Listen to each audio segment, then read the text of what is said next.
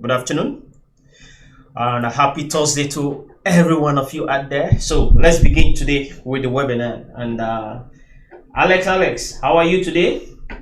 I'm fine. I'm doing good. I think so. I'm doing great. And you, how are you doing? So as I was saying, let's jump into the webinar and continue.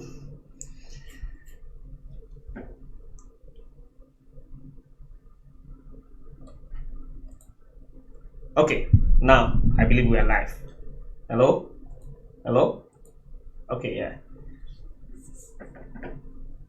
I believe we're live. So let's take a look at what is FOMO. FOMO is the definition of FOMO is fear of missing out. That is the definition of FOMO, right? So when you put it into trading, the fear of missing out in trading is kind of very simple. Because when you want to trade, you have this anxiety. For mostly those new traders, they have a lot of anxieties. They see, let's put it like this. Let me open this British pound JPY. That's what I was checking now before this webinar. So let's take a look at GBP JPY. So when the price, Caputo, how are you today? So when the price is going up, when the price is going up, you see some new trader, they will start asking themselves a question. Oh, I don't want to miss this move. I don't want to miss this move. And what would they do? They jump and take a buy, either at this point or at this point. And what happened when they take a buy? Immediately there's reversal. And they will see, oh, the price start coming down. The price start coming down. Why is it like that? That the price start coming down? Oh, they'll say, okay, you know what? I want to sell this market right now since the price is coming down. Boom, they will take a sell. And when they take the sell, the price will reverse and move into the other direction. So like they are chasing the market. Why are they doing that? Me myself, when I started trading newly, I usually do that, and I start asking myself question. The question is, why is it that when I take a buy, the market immediately turn against me and going on the sell? And when I take a sell, vice versa, it reverse and going on a buy.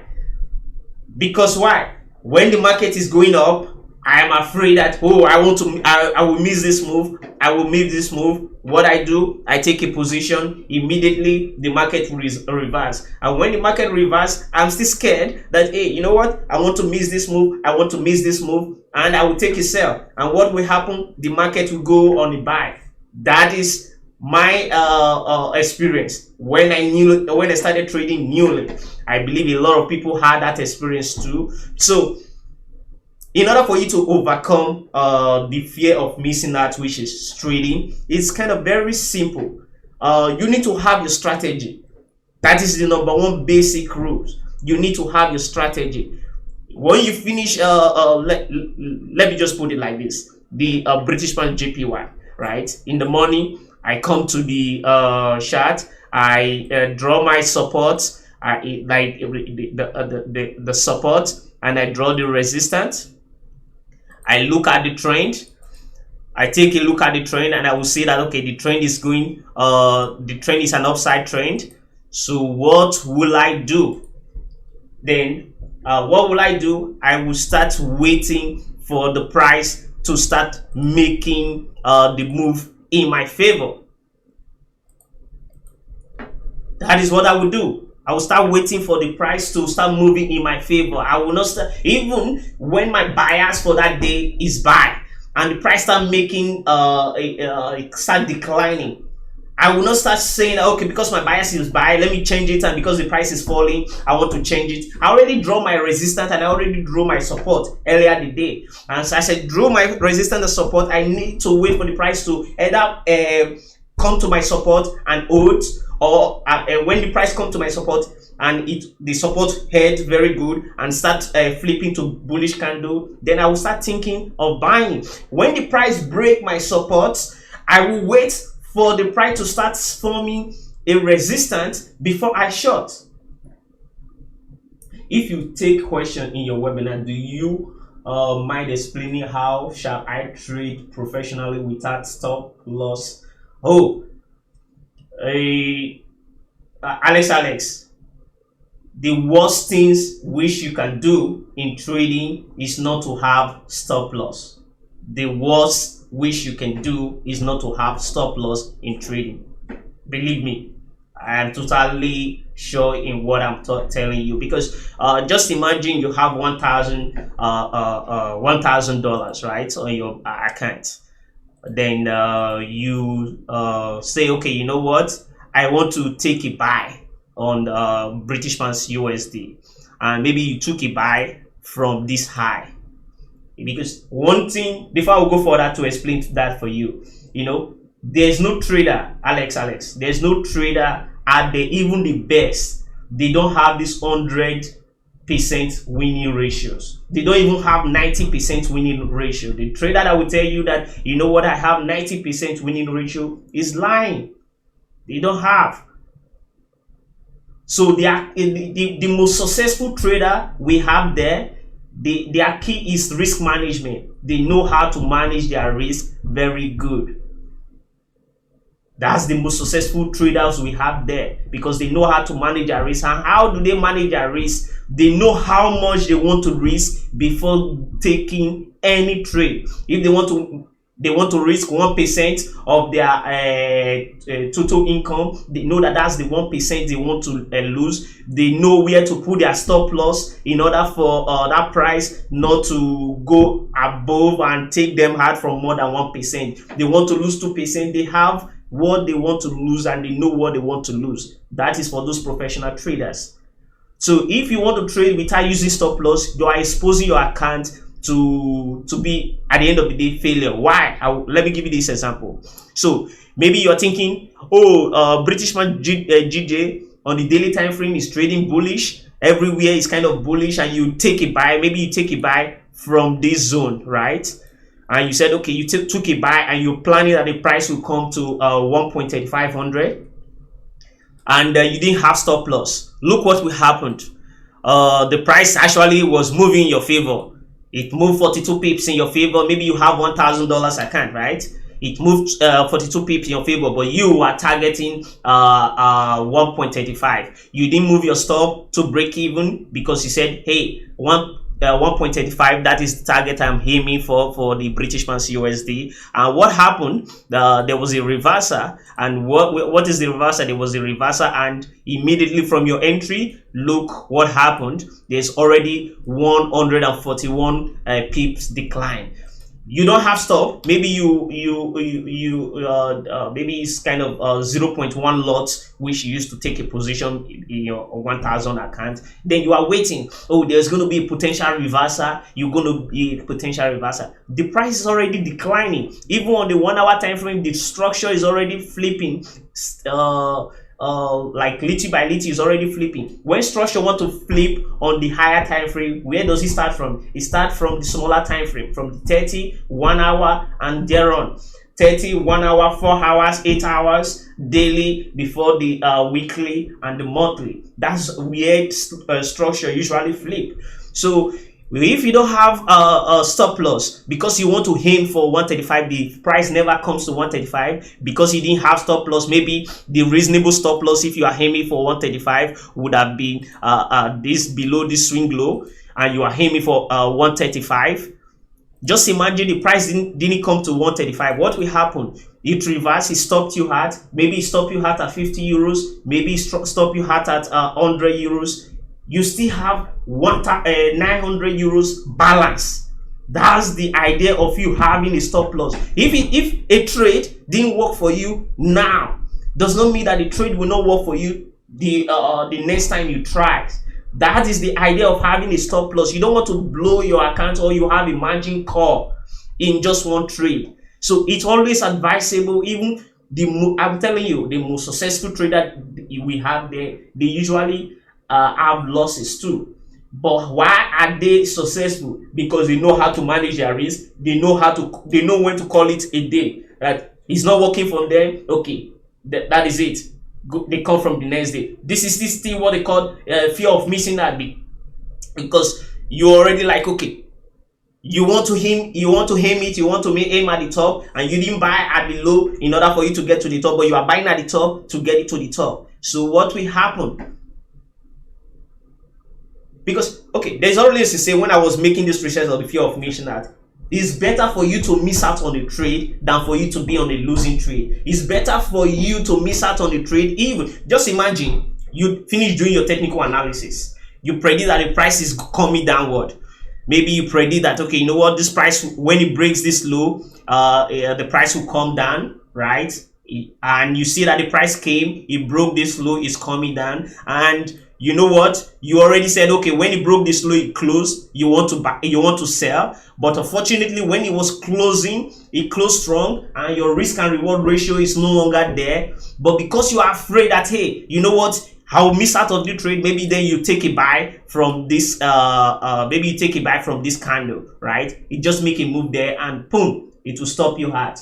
So if you finish doing your technical analysis, and at the end of the day you miss the move, even when the trade plays out in your favor, you still need to be happy, because you know that your technical analysis worked fine for you, but unfortunately you did not cash the trade. Then next time when that moves occurs, you will cash it, because in forex the moves always occurs, always repeats himself. That kind of algorithm, yeah, it always improve. It's always kind of improving itself. So ask me, are you trading live right now? I would say, fortunately, no, I'm not. I'm an analysis. I'm an analyst. Before I usually what's it called? Trade live, but you know, when you're working in a bank and everything, because of the rules and regulation, you don't have to trade live. However, I know what's it called? A lot of this stuff, because I was once a new trader before. I know how it feels like to blow your account. I know how it feels like to blow your account. It's kind of very easy to blow your account, because it's everything combined together. You're afraid that you want to miss out on the trade. You know, it's better for you to have for FOMO to become a JOMO, because when you fear of missing out becomes the joy of missing out. Because just imagine you didn't take the trade, maybe you want to sell, and you already move miss this move coming down. Then you say, okay, okay, let me still sell here, because the price will come to 132,500. So maybe you say, okay, the price will come to the 32,500, you want to sell, and where will you put your stop loss? Then that's what you will be asking yourself. Where will be my stop loss? Okay, I say, yeah, I want to put my stop loss immediately after this candle breakout. Maybe in this candle breakout, what happened? You see the price reverse, it came to retest that zone and bounce back.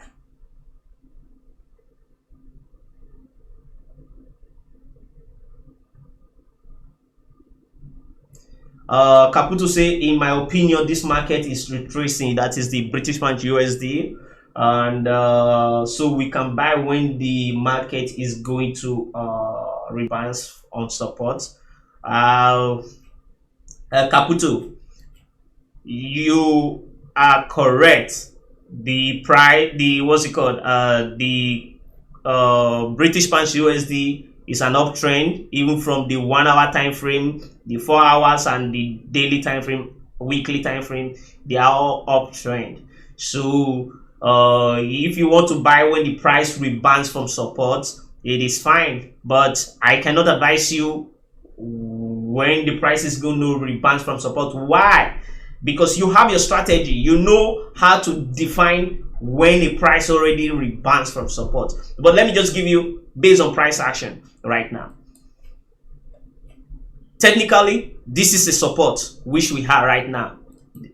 This is support. Look at it. The price is testing the support, right? This is support. So I will not start waiting that, okay, you know, when the price bounced off, maybe one candle bounced from this place, I want to start buying. No, I want the structure to flip.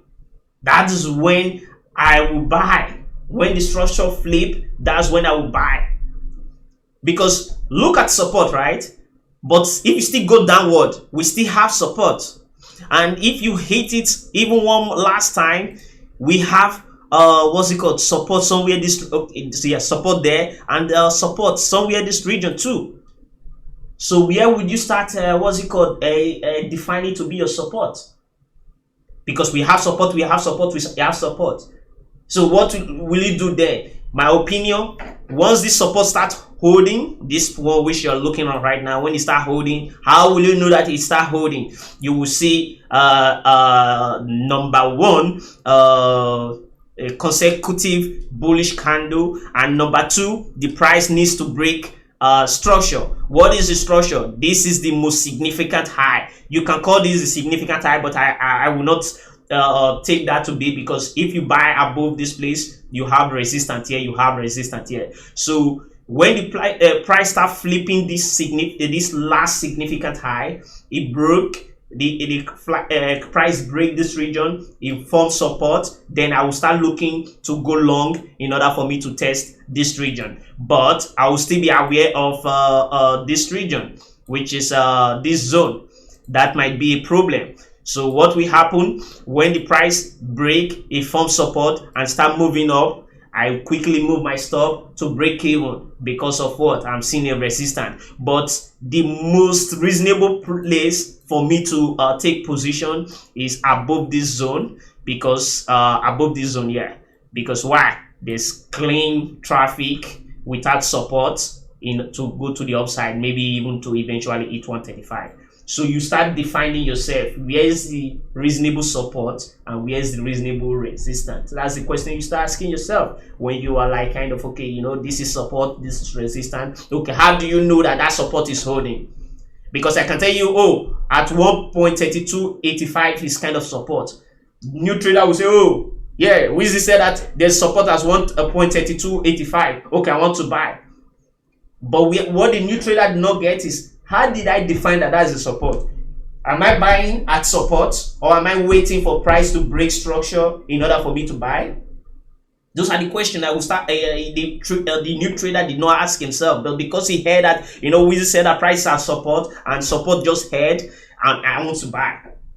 Because if you look right now at this price action, the price action on the 1 hour time frame, British pounds, USD, it's kind of very interesting, and I don't want to be involved until this price break this low. When the price break this low, yeah, I want to somewhat involve, but I don't want to involve right now. Because why? Look, it's making it high, makes it look, it makes it like this, kind of a king's crown. So it might be like this, or it might just break, retest, and boom, falls. So you can see this zone right now. I don't want to be involved. I want to be involved when the price is below, because you can see it's kind of, we have a king's crown. What happened when the first king's crown formed? There was a break, and look at the larger king's crown right now. So I will not want to involve until there's a breakout from this low, or there's a breakout from this high. Because when this high breaks, then it's not like king's crown anymore.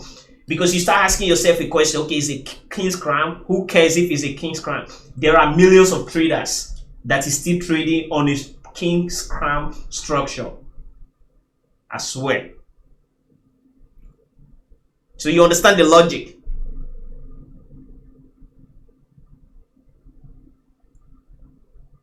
So that is how you can define, and that is how I can say for Caputo and for Alex, you need to put a stop loss. Is very important in trading, because if you want to blow your account today, it will give you but if you don't have stop loss, you can blow your account in one day. But if you have stop loss, reasonable stop loss too, because just because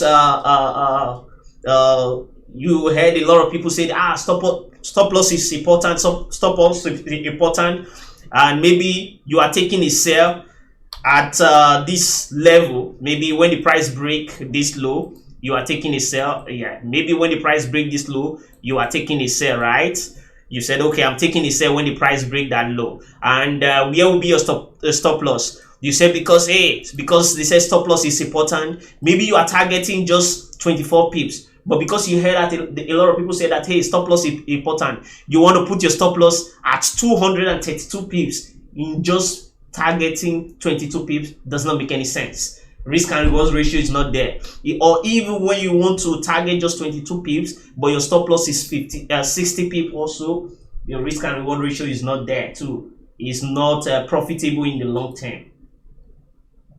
So you need to have a reasonable, number one, you need to have a reasonable stop loss. Number two, you don't need to have a tight stop loss, because when you have a tight stop loss, what will happen? The price, maybe you predict that the price, okay, just let me go and show you. I just had this experience with my colleague. We were talking a few hours ago. Yeah, just had this experience, right? Based on the 4 hours time frame. I was saying that, you know what, this is going to be a buy. He said, both of us agreed that it's going to be a buy. But I was saying that, you know what, the best place to put the stop loss is going to be below this candle there. But what happened? He said, okay, you know what, the best place to put the stop loss is going to be below this candle. Below this candle. So what happened? You see what happened? Price came. That's liquidity grab. It came. It takes out those people that said that, oh, stop loss need to be there. And what happened? You can see if price is already flying. It's flying. It's kind of flying now. So this is how it's supposed to be. You can find my analysis Dukascopy page. Is very easy. Go to market research. This is good. This is for my colleague. My colleague usually do the gold, and I do the exotic, the New Zealand, the USD card, Aussie, and so on. So you can find it there. So guys, thank you very much for your interaction, and see you next week for a brand new webinar. Till then, remain blessed. Bye bye. Caputo, Alex, KJ, and the rest of them.